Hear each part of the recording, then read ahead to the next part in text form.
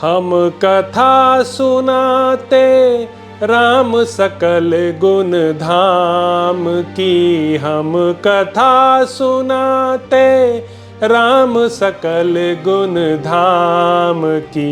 ये रामायण है पुण्य कथा श्री राम की। ये रामायण है पुण्य कथा श्री राम की। जम्बूदीपे भरत खंडे आर्यावर्ते भारतवर्षे एक नगरी है विख्यात अयोध्या नाम की। यह जन्म भूमि है परम पूज्य श्री राम की। यह जन्म भूमि है परम पूज्य श्री राम की। यह रामायण है पुण्य कथा श्री राम की। यह रामायण है पुण्य कथा श्री राम की। श्रीमद् वाल्मीकि रामायण भारत का स्वर्णिम महाकाव्य। श्री सीतारामचंद्राभ्य नमः। श्रीमद् वाल्मीकि रामायण। युद्धकांड। समुद्र की सलाह के अनुसार नल के द्वारा सागर पर 100 योजन लंबे पुल का निर्माण तथा उसके द्वारा श्रीराम आदि सहित वानर सेना का उस पार पहुंचकर पड़ाव डालना। तब रघुकुल तिलक श्रीराम ने समुद्र से कठोर शब्दों में कहा, महासागर, आज मैं पाताल सहित तुझे सुखा डालूंगा। सागर, मेरे बाणों से तुम्हारी सारी जलराशि दग्ध हो जाएगी, तू सूख जाएगा और तेरे भीतर रहने वाले सब जीव नष्ट हो जाएंगे।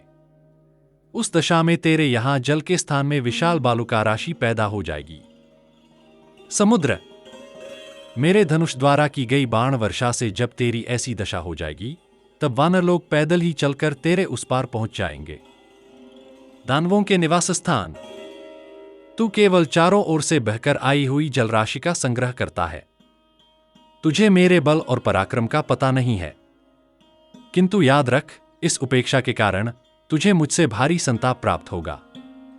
यो कहकर महाबली श्रीराम ने एक ब्रह्मदंड के समान भयंकर बाण को ब्रह्मास्त्र से अभिमंत्रित करके अपने श्रेष्ठ धनुष पर चढ़ाकर खींचा।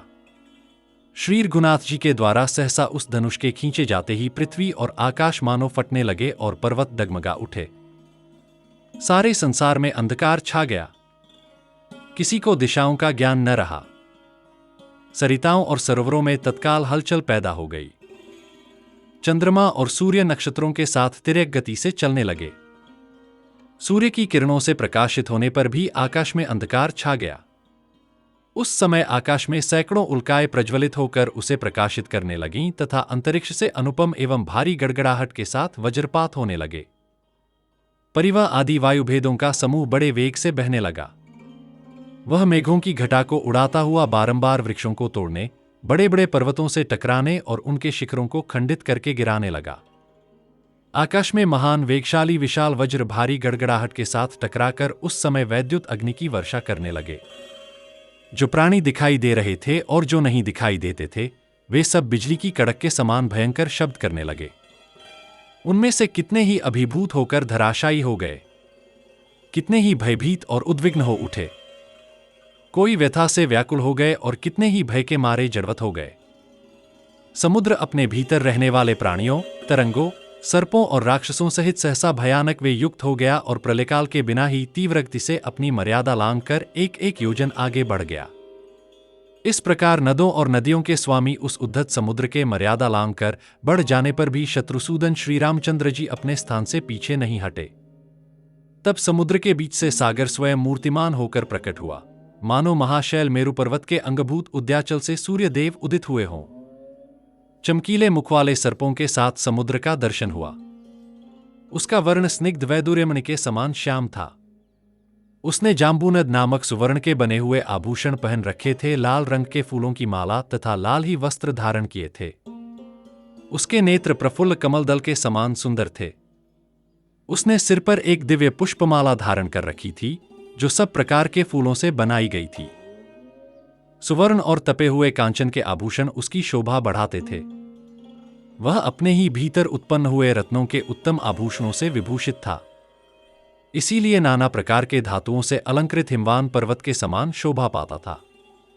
वह अपने विशाल वक्षस्थल पर कौस्तुभ मणि के सहोदर सदृश एक श्वेत प्रभा से युक्त मुख्य रत्न धारण किए हुए था, जो मोतियों की इकहरी माला के मध्य भाग में प्रकाशित हो रहा था। चंचल तरंगे उसे घेरे हुए थीं। मेघमाला और वायु से वह व्याप्त था तथा गंगा और सिंधु आदि नदियां उसे सब ओर से घेर कर खड़ी थीं। उसके भीतर बड़े बड़े ग्राह उद्भ्रांत हो रहे थे। नाग और राक्षस घबराए हुए थे। देवताओं के समान सुंदर रूप धारण करके आई हुई विभिन्न रूप वाली नदियों के साथ शक्तिशाली नदीप्ति समुद्र ने निकट आकर पहले धनुर्धर श्री रघुनाथ जी को संबोधित किया और फिर हाथ जोड़कर कहा, सौम्य रघुनंदन, पृथ्वी, वायु, आकाश, जल और तेज ये सर्वदा अपने स्वभाव में स्थित रहते हैं। अपने सनातन मार्ग को कभी नहीं छोड़ते, सदा उसी के आश्रित रहते हैं। मेरा भी यह स्वभाव ही है, जो मैं अगाध और अथाह हूं, कोई मेरे पार नहीं जा सकता। यदि मेरी था मिल जाए तो यह विकार मेरे स्वभाव का व्यतिक्रम ही होगा। इसलिए मैं आपसे पार होने का यह उपाय बताता हूं। राजकुमार, मगर और नाक आदि से भरे हुए अपने जल को किसी कामना से, लोभ से अथवा भय से किसी तरह स्तंभित नहीं होने दूंगा। श्री राम, मैं ऐसा उपाय बताऊंगा जिससे आप मेरे पार चले जाएंगे, ग्राह वानरों को कष्ट नहीं देंगे, सारी सेना पार उतर जाएगी और मुझे भी खेद नहीं होगा। मैं आसानी से सब कुछ सह लूंगा। वानरों के पार जाने के लिए जिस प्रकार पुल बन जाए, वैसा प्रयत्न मैं करूंगा। तब श्री रामचंद्र जी ने उससे कहा, वरुणालय, मेरी बात सुनो। मेरा यह विशाल बाण अमोघ है। बताओ इसे किस स्थान पर छोड़ा जाए। श्री रामचंद्र जी का यह वचन सुनकर और उस महान बाण को देखकर महातेजस्वी महासागर ने रघुनाथ जी से कहा, प्रभो, जैसे जगत में आप सर्वत्र विख्यात एवं पुण्यात्मा हैं, उसी प्रकार मेरे उत्तर की ओर द्रुमकुल्य नाम से विख्यात एक बड़ा ही पवित्र देश है। वहां आभीर आदि जातियों के बहुत से मनुष्य निवास करते हैं, जिनके रूप और कर्म बड़े ही भयानक हैं। वे सबके सब पापी और लुटेरे हैं। वे लोग मेरा जल पीते हैं। उन पापाचारियों का स्पर्श मुझे प्राप्त होता रहता है। इस पाप को मैं नहीं सह सकता। श्री राम, आप अपने इस उत्तम बाण को वहीं सफल कीजिए। महामना समुद्र का यह वचन सुनकर सागर के दिखाए अनुसार उसी देश में श्री रामचंद्र जी ने वह अत्यंत प्रज्वलित बाण छोड़ दिया। वह वज्र और अश्नि के समान तेजस्वी बाण जिस स्थान पर गिरा था, वह स्थान उस बाण के कारण ही पृथ्वी में दुर्गम मरुभूमि के नाम से प्रसिद्ध हुआ। उस बाण से पीड़ित होकर उस समय वसुधा आर्तनाद कर उठी। उसकी चोट से जो छेद हुआ, उसमें होकर रसातल का जल ऊपर को उछलने लगा। वह छिद्र कुएं के समान हो गया और वर्ण के नाम से प्रसिद्ध हुआ। उस कुएं से सदा निकलता हुआ जल समुद्र के जल की भांति ही दिखाई देता है। उस समय वहां भूमि के विदीर्ण होने का भयंकर शब्द सुनाई पड़ा। उस बाण को गिराकर वहां के भूतल की कुक्ष में, तालाब, पोखरे आदि में वर्तमान जल को श्रीराम ने सुखा दिया। तब से वह स्थान तीनों लोकों में मरुकांतार के नाम से ही विख्यात हो गया। जो पहले समुद्र का कुक्ष प्रदेश था, उसे सुखाकर देवोपम पराक्रमी विद्वान दशरथनंदन श्रीराम ने उस मरुभूमि को वरदान दिया। यह मरुभूमि पशुओं के लिए हितकारी होगी। यहां रोग कम होंगे। यह भूमि फल, मूल और रसों से संपन्न होगी। यहां घी आदि चिकने पदार्थ अधिक सुलभ होंगे। दूध की भी बहुतायत होगी। यहां सुगंध छाई रहेगी और अनेक प्रकार की औषधियां उत्पन्न होंगी। इस प्रकार भगवान श्रीराम के वरदान से वह मरुप्रदेश इस तरह के बहुसंख्यक गुणों से संपन्न हो सबके लिए मंगलकारी मार्ग बन गया।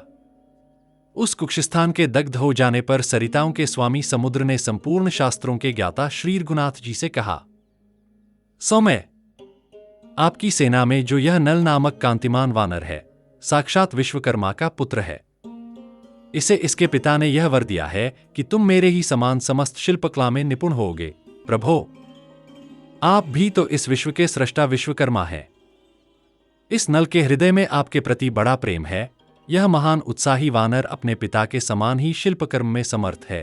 अतः यह मेरे ऊपर पुल का निर्माण करे। मैं उस पुल को धारण करूंगा। यूं कहकर समुद्र अदृश्य हो गया। तब वानर श्रेष्ठ नल उठकर महाबली भगवान श्रीराम से बोला, प्रभो, ऐ पिता की दी हुई शक्ति को पाकर इस विस्तृत समुद्र पर सेतु का निर्माण करूंगा। महासागर ने ठीक कहा है। संसार में पुरुष के लिए अकृतज्ञों के प्रति दंड नीति का प्रयोग ही सबसे बड़ा अर्थसाधक है, ऐसा मेरा विश्वास है। वैसे लोगों के प्रति क्षमा, सांत्वना और दान नीति के प्रयोग को धिक्कार है। इस भयानक समुद्र को राजा सगर के पुत्रों ने ही बढ़ाया है। फिर भी इसने कृतज्ञता से नहीं, दंड के भय से ही सेतुकर्म देखने की इच्छा मन में लाकर श्री रघुनाथ जी को अपनी थाह दी है। मंदराचल पर विश्वकर्मा जी ने मेरी माता को यह वर दिया था कि देवी, तुम्हारे गर्भ से मेरे ही समान पुत्र होगा। इस प्रकार मैं विश्वकर्मा का औरस पुत्र हूं और शिल्पकर्म में उन्हीं के समान हूं। इस समुद्र ने आज मुझे इन सब बातों का स्मरण दिला दिया है। महासागर ने जो कुछ कहा है ठीक है।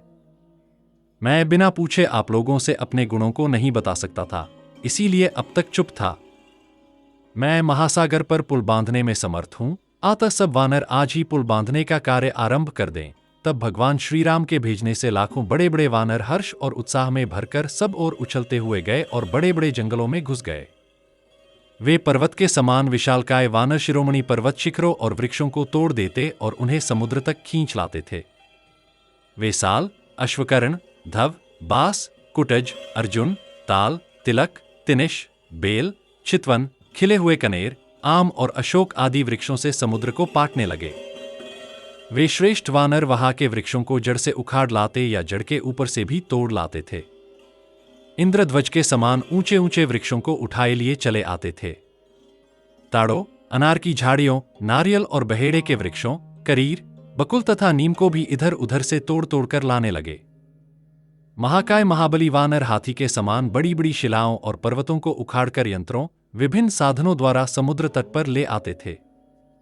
शिलाखंडों को फेंकने से समुद्र का जल सहसा आकाश में उठ जाता और फिर वहां से नीचे को गिर जाता था। उन वानरों ने सब ओर पत्थर गिराकर समुद्र में हलचल मचा दी। कुछ दूसरे वानर 100 योजन लंबा सूत पकड़े हुए थे। नल नदों और नदियों के स्वामी समुद्र के बीच में महान सेतु का निर्माण कर रहे थे। भयंकर कर्म करने वाले वानरों ने मिलजुल कर उस समय सेतु निर्माण का कार्य आरंभ किया था। कोरी नापने के लिए दंड पकड़ते थे तो कोई सामग्री जुटाते थे। श्री रामचंद्र जी की आज्ञा शिरोधार्य करके सैकड़ों वानर जो पर्वतों और मेघों के समान प्रतीत होते थे, वहां तिनकों और काष्ठ द्वारा भिन्न भिन्न स्थानों में पुल बांध रहे थे। जिनके अग्रभाग फूलों से लदे थे, ऐसे वृक्षों द्वारा भी वे वानर सेतु बांधते थे। पर्वतों जैसी बड़ी बड़ी चट्टानें और पर्वत शिखर लेकर सब ओर दौड़ते वानर दानवों के समान दिखाई देते थे। उस समय उस महासागर में फेंरुकी जाती हुई शिलाओं और गिराए जाते हुए पहाड़ों के गिरने से बड़ा भीषण शब्द हो रहा था। हाथी के समान विशालकाय वानर बड़े उत्साह और तेजी के साथ काम में लगे हुए थे। पहले दिन उन्होंने 14 योजन लंबा पुल बांधा।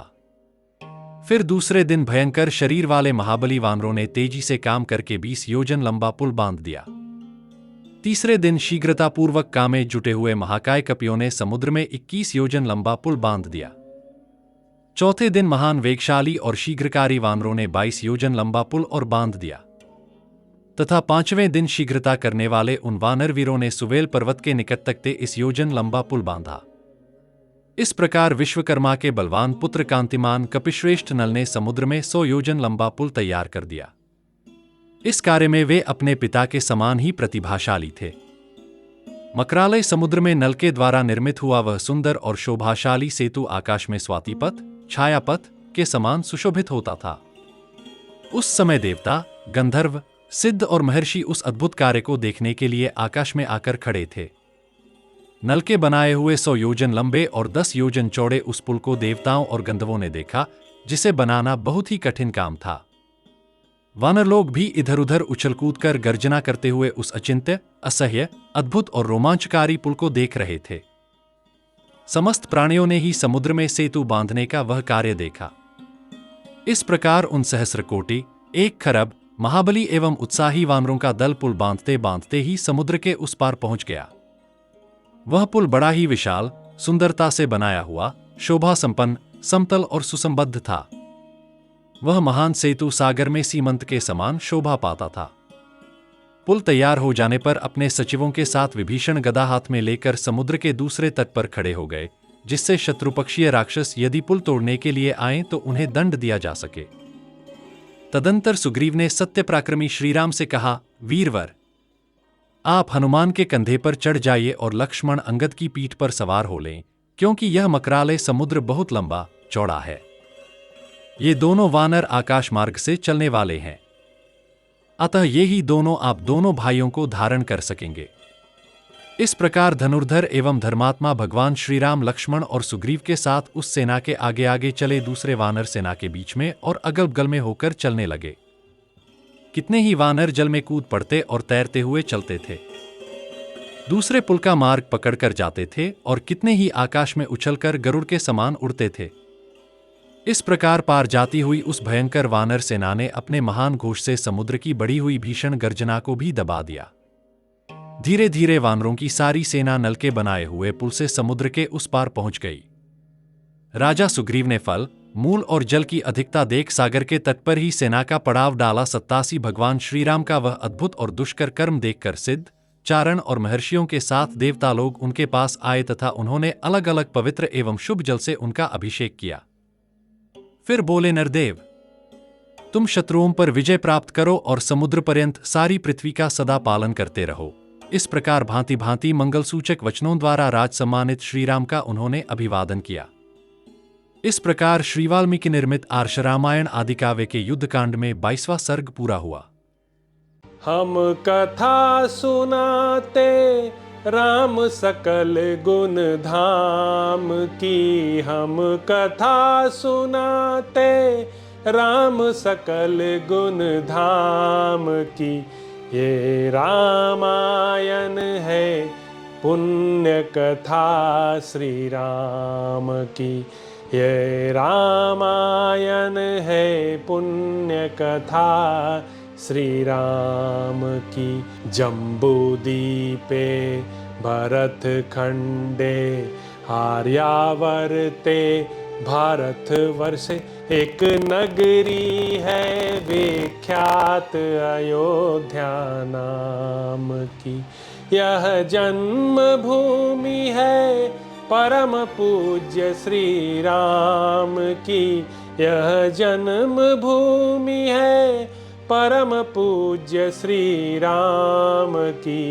यह रामायण है पुण्य कथा श्री राम की, यह रामायण है पुण्य कथा श्री राम की।